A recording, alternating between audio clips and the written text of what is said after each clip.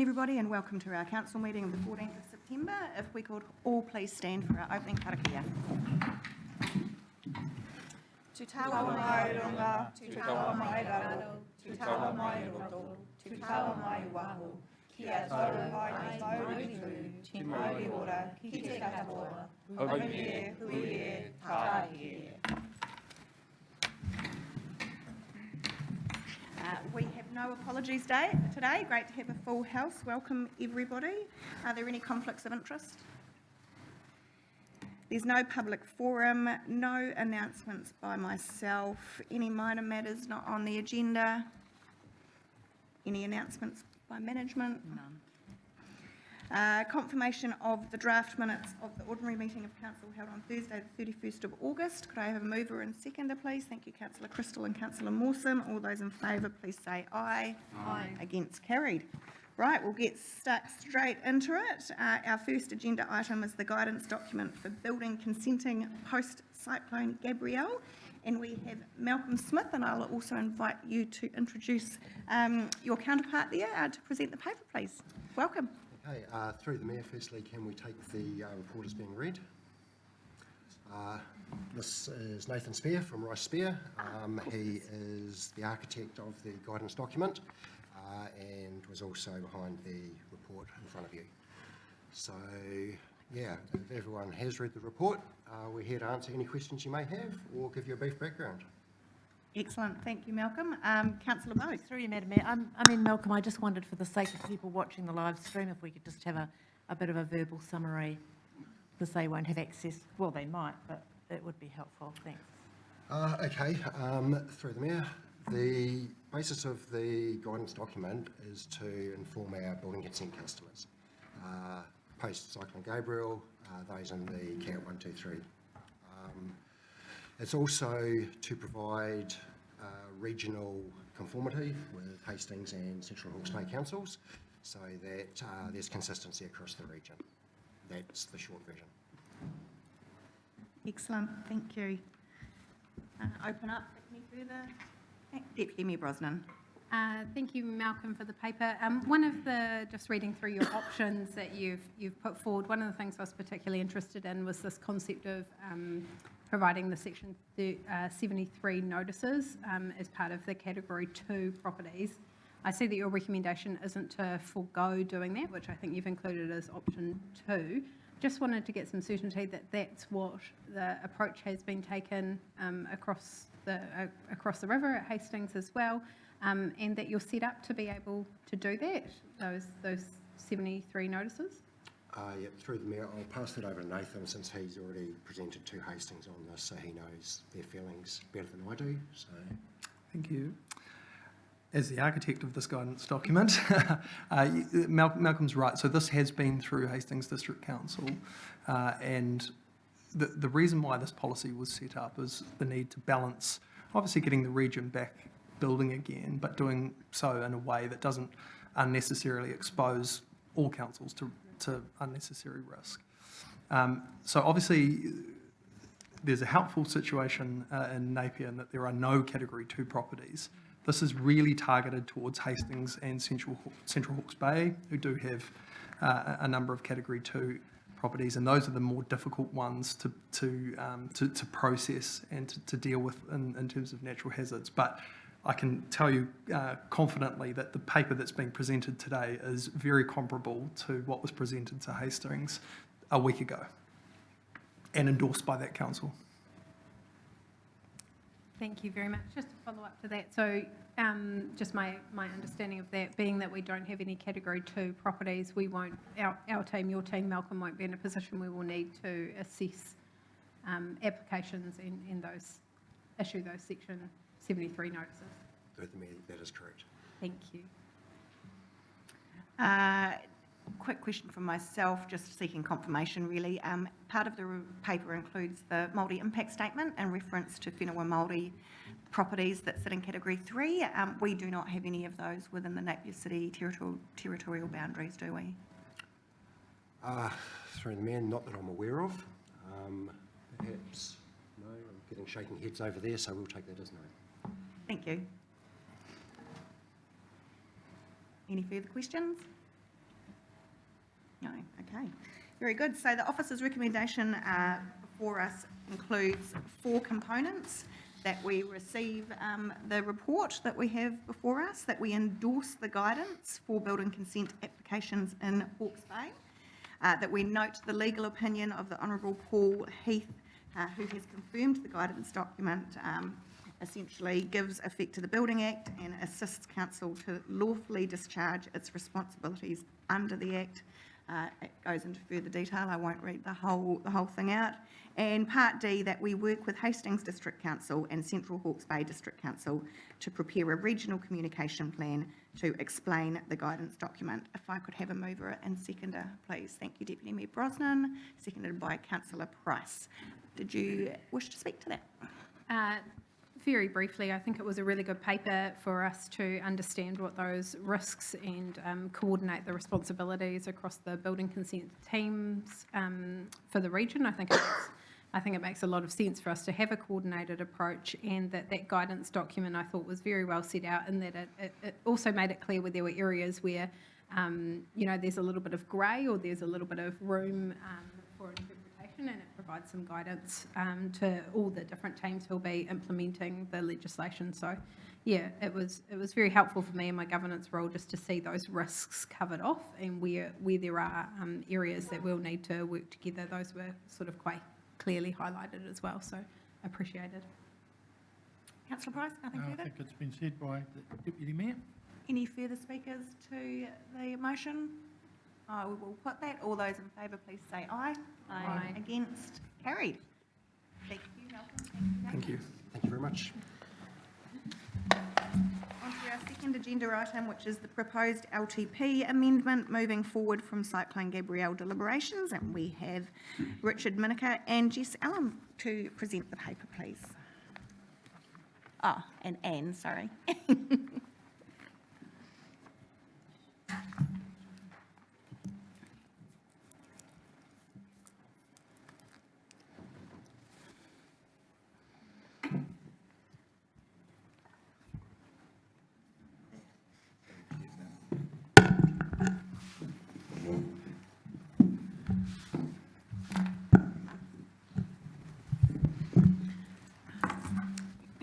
Through the Mayor, tēnā koutou. This paper was about the submissions that we received on the LTP amendment and the proposed LTP amendment and the proposed revenue and financing policy. The LTP amendment was to add a new activity to our 2021-2023 long-term plan. This activity is the Category 3 voluntary residential property and property rights purchase. I'm just going to outline the consultation period and what happened over the consultation period, and then we'll run through the themes that we heard from the submitters. The consultation period ran from Friday the 19th of August to Tuesday the 5th of September. We had the consultation document was available online, and it was available in hard copy at our customer services office and at our libraries. We promoted the consultation through all of our usual channels, including radio, the newspaper and Facebook. Category 1, 2 and 3 property owners also received a direct email tailored to their circumstances. We had 2 drop-in sessions. One was held in Estelle and one was held at East Pier. And that would provide an opportunity for you, our elected members, to hear directly from the submitters in person.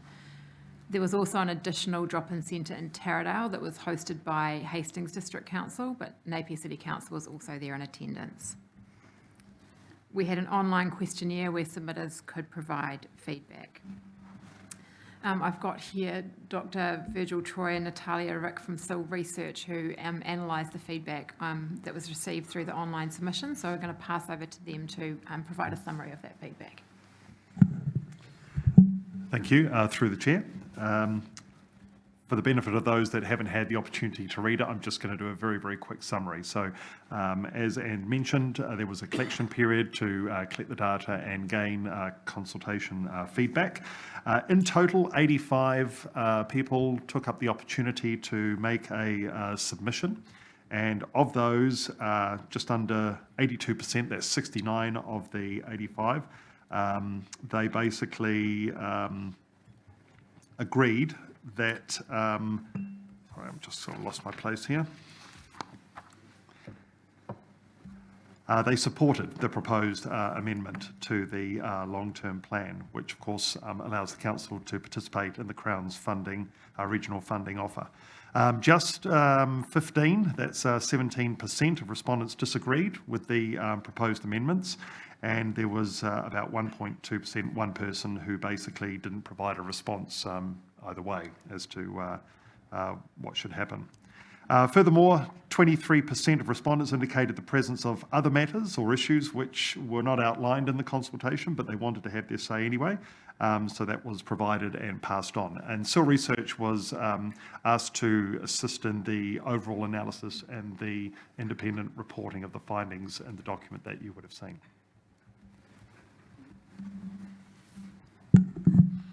So some of the themes that we heard, as Dr. Troy said, was it 85 responses, and most of the responses were in support of the LTP amendment. However, they raised some issues. Some of those issues were around flood mitigation and protection. And what we have said in the paper is that officers at Napier City Council will continue to work with our regional council colleagues and provide clarity and updates to our residents about flood protection works. There were also some questions around the policy for Category 3 buyouts.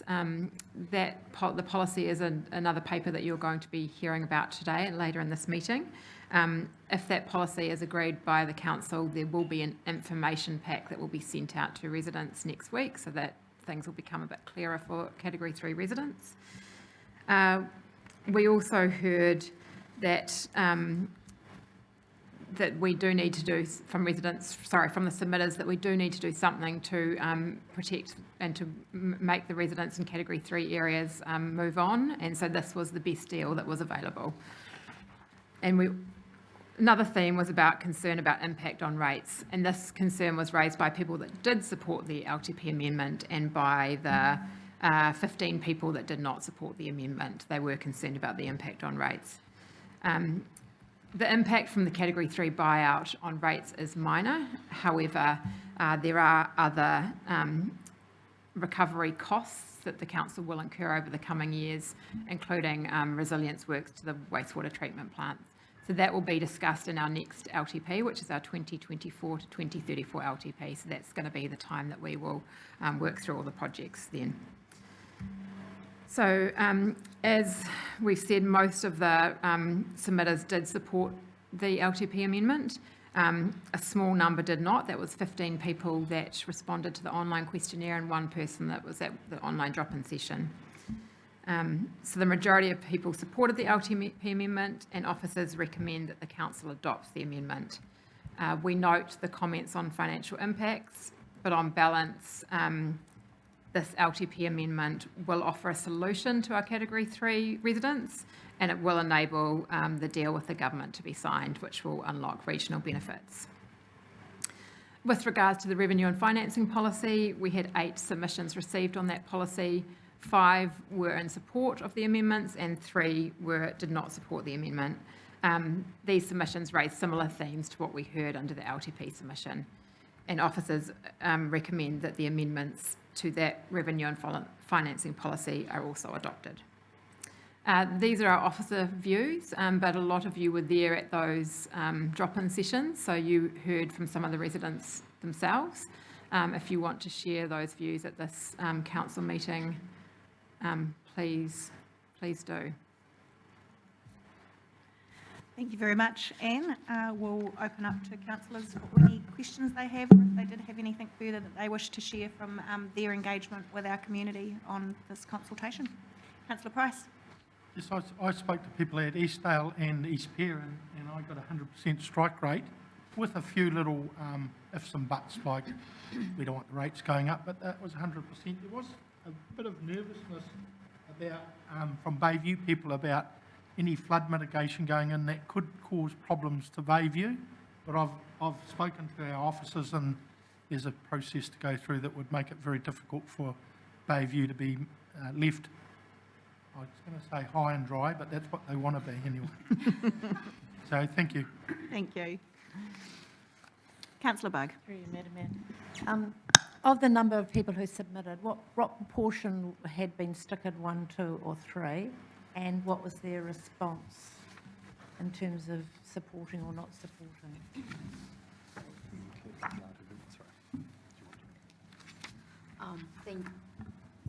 Thank you for your question. Yes, that question was included. So basically, we had approximately 13% of respondents who identified as being category 1, 2, 3 or stickered property owners.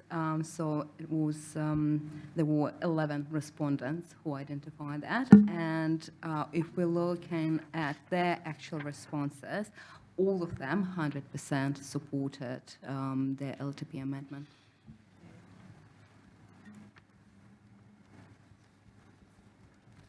Any further questions? Councillor Brown. I have a question about the resolution. In point G, in the recommendation, sorry, point G, that we would debt fund the repayments and fund those repayments through general rates. Just wondering at what point in the process do we set the length of term of that debt funding? I'm going to pass it over to Jess or Caroline, if that's okay.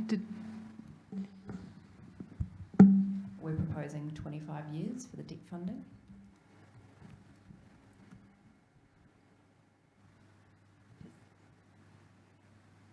Do you have a follow-up question? Don't know. I suppose, does that need to be in the resolution? Yeah, no. No. And I suppose, how locked into that are we? Is that something that we can change in the future, or is that the decision we're making today? That could be reviewed in any annual plan if we chose to shorten the, Yes, so through the chair, not entirely sure I'm going to answer your question, but obviously we have regular reviews of our policies and funding, and so it would be part, once you've agreed this, if that's what you decide to do, it would be part of the wider decision-making around the way that we structure our debt. Yes. So, Yeah, I suppose, so is there a particular concern that you have? Maybe that's a slightly different question we could answer. yeah, I suppose the concern is that in 25 years' time, the council are then burdened with the decision that we've made today, and they feel like that was unjustified, I suppose. So if there was the opportunity, as you say there is, to be able to bring that forward earlier if we are in a financial position to do so, I think, yeah, because I think with the way that the world is heading and the projected climate change emergencies, I could see that the debt could snowball on this, and is it fair for our community in 25 years to still be paying for the emergency of today?